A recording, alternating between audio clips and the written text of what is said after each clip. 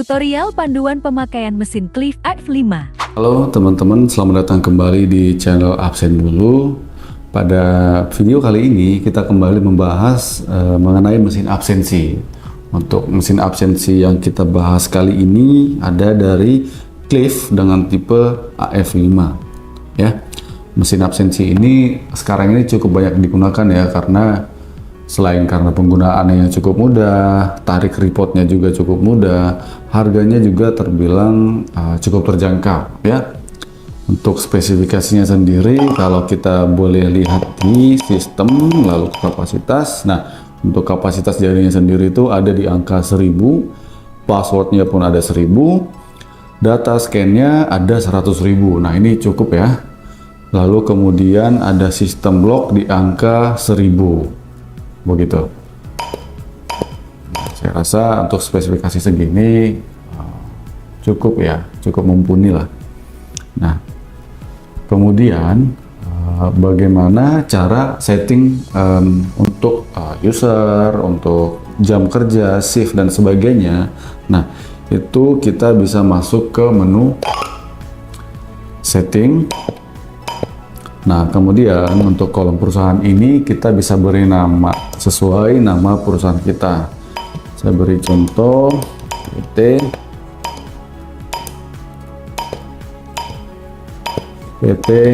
AMI. Oke. Nah, lalu untuk ATT rule ini, nah di sini ada beberapa menu lagi. Ada set department, ada jadwal shift, ada statistik rule. Oke. Saya biasanya memulainya dari yang kedua, jadwal shift. Oke. Nah, di shift ini ada beberapa shift, kita bisa edit, kita bisa atur sesuai dengan shift yang ada di perusahaan masing-masing ya. Untuk sekarang ini kita coba buka di shift 1. Nama shiftnya ini sendiri bisa diubah ya. Saya beri contoh, ini adalah shift regular.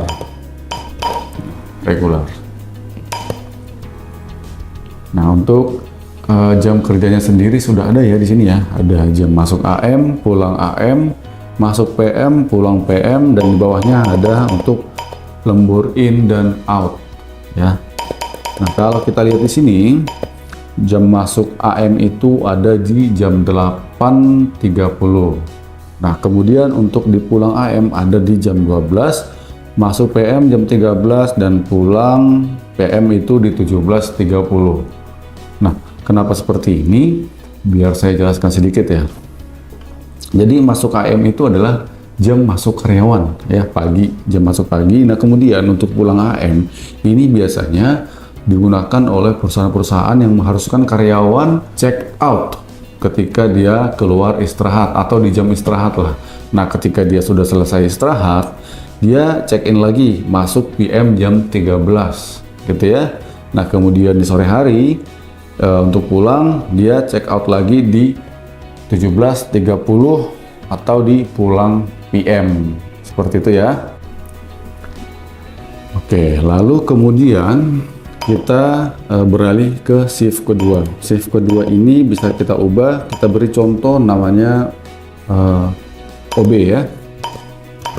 Kenapa OB? Karena biasanya jam kerja OB itu beda sendiri. Jadi dia antara karyawan staff dengan OB itu jam kerjanya bisa beda. Untuk jam masuknya kita ambil contoh di jam 08.00. Oke, jam pulangnya kita langsung ke pulang PM. Anggaplah karyawan OB ini tidak perlu absen untuk istirahat, masuk dan keluar. Kita langsung setting pulangnya aja, contoh jam 18.00. Oke. Nah, sampai di sini selesai. Nah, kemudian kita bisa ke urutan yang ketiga, yaitu statistik rule. Nah, di statistik rule ini fungsinya adalah untuk menentukan toleransi terlambatnya mau diaktifkan atau tidak. Jika diaktifkan, toleransinya berapa lama, seperti itu ya. Untuk lead time ini adalah toleransi terlambat. Di sini saya coba setting 15 menit, satuannya menit ya. Untuk lead time ini untuk toleransi pulang cepat.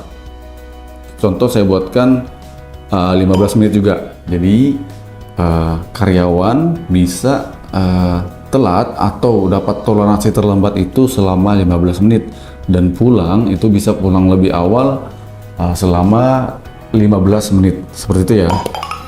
Nah, kemudian yang terakhir kita pergi ke setting departemen ya. Nah, departemen ini ada banyak, ada office, ada account, ada HR dan lain-lain. Nah, untuk office sendiri biasanya kan departemen ini untuk yang staff ya. Nah, jam kerjanya kita bisa pilih di sini. Nah, jadi satu departemen punya satu jam kerja kayak gitu. Nah, untuk office sendiri dia dapat shift yang regular. Nah, kemudian account ini saya coba ganti namanya jadi departemen OB. Oke. Nah, kemudian shiftnya kita ubah sesuai dengan jam kerja si departemen OB. Kita ganti jadi OB. Nah, jadi nanti karyawan yang kita masukkan ke office ataupun ke OB punya jadwal atau jam kerja masing-masing ya, begitu ya. Nah, untuk pengaturan jam kerja sudah selesai. Kita sekarang registrasi karyawan atau user. Nah, setelah kita setting jam kerja, kita pergi ke user. Di sini kita daftar untuk usernya. Kita pergi ke user, lalu kita register. Nah, di sini sudah ada nomor ID 1. Jadi nomor ID-nya itu secara otomatis terisikan 1, lalu kemudian nanti 2, 3 dan seterusnya. Apabila ingin mengubah sesuai dengan nomor ID di perusahaan masing-masing, kita bisa edit ya. Nah, untuk saat ini saya biarkan dulu. Nah, lalu namanya kita isi. Contohnya adalah Dani ya. Nah, begini, Dani. Kemudian departemennya adalah office. Oke. Departemennya office berarti jam kerjanya adalah jam kerja yang regular. Kemudian kita daftarkan untuk jaringnya. Kita oke. Kita tekan sebanyak 3 kali. Nah, sukses. Kita juga bisa berikan password ya. Siapa tahu nanti jaringnya bermasalah, dia si user bisa pakai password. Kemudian di bawah sini ada hak. Hak ini untuk menentukan user ini apakah dia sebagai user biasa saja atau sebagai admin. Nah, apabila kita ubah sebagai admin, maka nanti untuk masuk menu ini perlu verifikasi dari admin, yaitu atas nama Dani, gitu ya. Untuk sementara ini saya kembalikan ke user. Nah, lalu kemudian kita tambahkan lagi untuk karyawan yang lain. Jadi otomatis nomor ID-nya adalah nomor ID 2. Nah, kita coba namanya Asar ya. Nama karyawannya Asar. Nah, Asar ini adalah OB. Jadi kita ganti departemennya menjadi OB. Nah, otomatis jam kerjanya adalah jam kerja OB, seperti itu ya. Lalu untuk jarinya bisa kita daftar, contohnya seperti ini, sama seperti tadi ya. Oke, nanti password kita bisa isi, contohnya saya bikin passwordnya 54321, lalu isi lagi. Oke, sukses ya. Nah, untuk yang hak ini kita skip aja.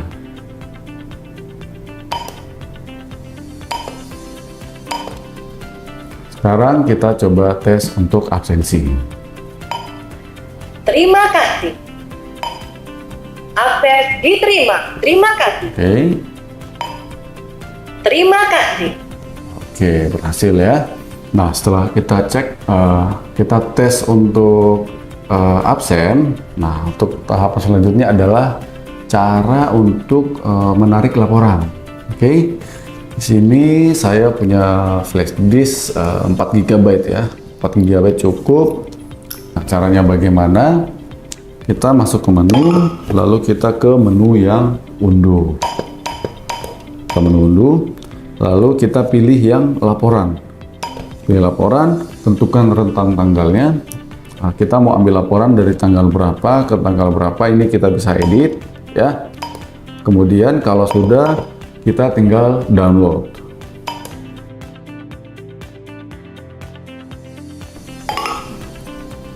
Oke, ini selesai. Kita tinggal cek di laptop atau di komputer.